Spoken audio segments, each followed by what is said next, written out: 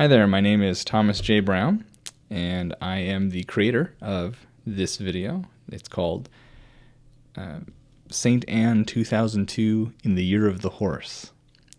And I did it as part of a documentary class for college. I went to school at Eastern Washington University. And I did it in 2002, which was the Year of the Horse. So, hey, look at that. Worked out well. Very, very appropriate subject matter, I guess.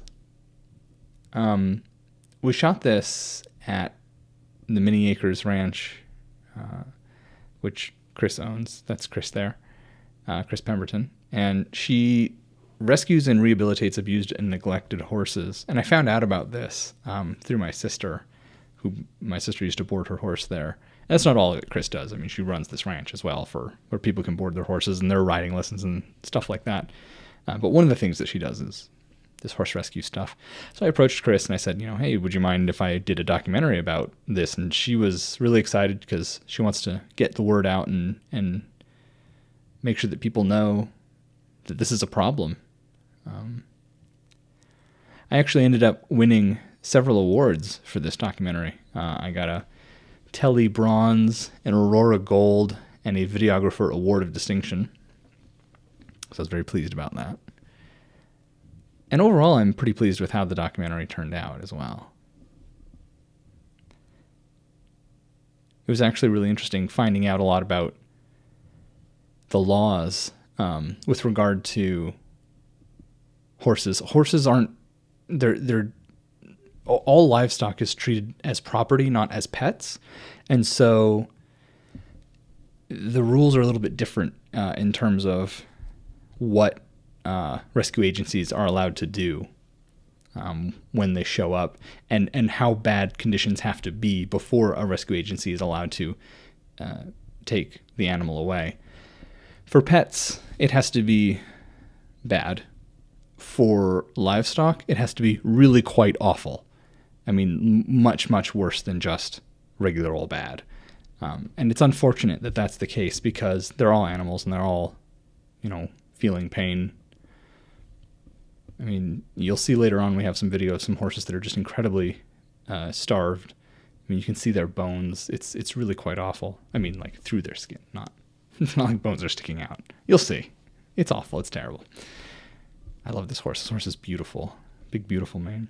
I like the shirt that she's wearing here, too. It's signed by the Horse Whisperer. Monty Roberts or something like that. Monty, anyway. You can see in the background of that shot, too, how it's really blown out outside of the barn. And that was a real struggle for me while I was shooting, was trying to make sure that I was shooting her in a way that I could get that she was well exposed and without being too dark or having all that light blown out around her. But I did it handheld. My equipment was pretty light. This is probably, if I remember correctly, this was shot on a little Sony Digital 8 camera, and it was very easy for me to move around. The stuff in the barn was all handheld. These shots of her sitting on the hay bales are on a tripod, obviously. I'm not sure how I had this mic'd. I was trying to remember that earlier, and I don't want to say that I used the microphone on the camera, excuse me, because, wow, that would be, that would be bad.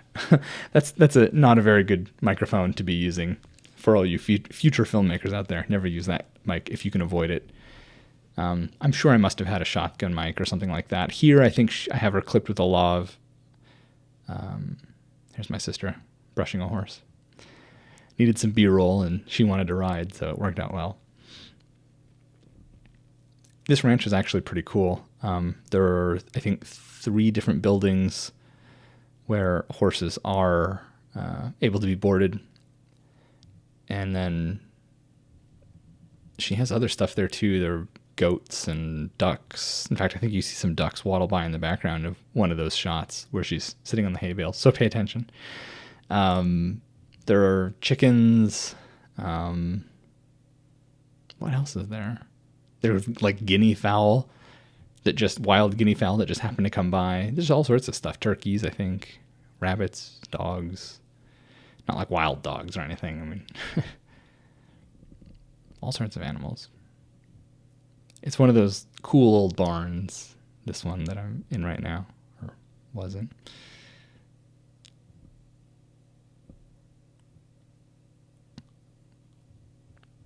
I really like the way this documentary turned out. Looking at it now, I feel like maybe it's a little bit long, but there's a lot of information to cover. And I don't know that there's much I would want to cut out, actually, if I was going to try to re-edit. Oh, look at that, these hooves.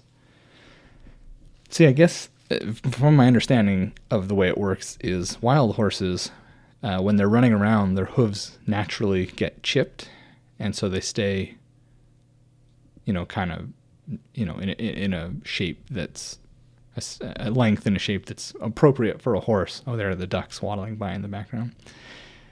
That cracked everybody up in the screening. When the ducks went by, everybody started laughing. But yeah, so but domesticated horses, they have issues where they don't run around and chip their hooves on rocks naturally. So you have to have a farrier come and clip their hooves and put shoes on them and stuff. So the horse that I believe she's talking about right now is Ryan, and he was a race horse, and his legs aren't supposed to look like that. Apparently what happens with race horses is that when they're quite young, it is when you want them to race, because they're faster and lighter and better. And so they run them really hard, and oftentimes they get injured. And Ryan got injured, and somebody was like, oh, hey, glue factory for him. And somebody else said, no, hang on, I'll take him. And so now he lives on this, ranch, not Chris's ranch, a different ranch. And that's it. He just lives there. He doesn't do anything. Nobody rides him. He doesn't do any like pulling or work type of stuff. He just lives his life being a happy old horse. And he was very happy. He's very friendly. He was a little skittish because he didn't know us, but you saw just a little while ago my sister leading him out into the field with some like baling wire. But he was pretty typical horse. I mean, he was curious and interested in what my sister was doing. She used some horse whisperer type tricks to get him to come over. And I mean, we had never met him before. My sister had never met him, and he was definitely afraid of us at first, but not afterward, not after a while. Here's some footage that Chris gave me. I guess the Equine Welfare Coalition shot this or somehow got a hold of it.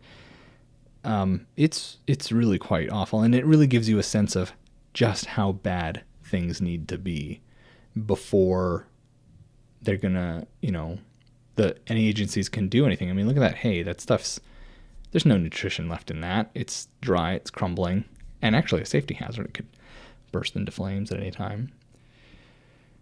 These horses, I mean, look, you can see the ribs on these horses. Look at that. Oh my gosh. Wow. So these horses were definitely taken from the owner. It was really quite awful, and so they were able to take them.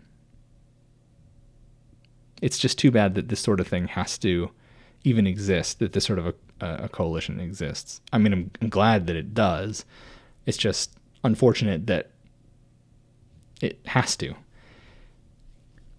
I think that's true of all animals too, that there are always people who, even if they have the best intentions, are just not capable, and often are unwilling to admit that, much to the detriment of the animals in their possession. My sister actually works now for a local, I guess, pet shelter. She's an animal control officer. So I hear about some of the calls that she goes on, and it sounds like some pretty awful stuff. She was telling me about a horse that had been shot with an arrow, and they didn't realize at first that it had an arrow in it. Or I guess an arrowhead was still in it. I guess it had a cut, and they had a vet come look at the cut, or somebody was inspecting the cut, and they realized, oh, hang on, there's a piece of metal in here. And then they got it out, and it was an arrowhead, like a hunting arrowhead. And this poor horse was living with this arrowhead in an infected wound. And this is the kind of stuff that, I mean, you'd think, oh, I have a horse with an infected wound, I should do something about it. But no, these people didn't. It's funny. If you watch this scene, not the horse thing's not funny. That's not funny. This is funny. What I'm about to tell you is funny. I don't want you to think that what I just said I thought was funny, because I don't. It's awful. What I'm about to say might not be funny, so let's just forget that I said funny. Anyway, Chris later was telling me, if you watch in this scene, I'm moving the camera slowly closer and closer toward her, and I could tell when I was shooting it that like what she was saying was something emotional, and that like this was going to be a great shot to end on, and it is. And I was pleased that even while shooting it, I recognized, wow, this is going to be good. And Chris said after I finished shooting, she was like, it was kind of weird. You were just like moving the camera closer to my face. So I just figured I should probably just stay where I was. And I said, you did exactly the right thing. So here's some pictures of horses in poor condition. During the screening, or after the screening, somebody asked me why I included these pictures. And I said it was to show that the problem still exists, that it's an ongoing issue, and that it needs our attention, and it deserves our attention. The music for this, by the way, was done by a guy in my dorm who just kind of came up with the song, and we went into a quiet room and recorded it, and it worked out really well.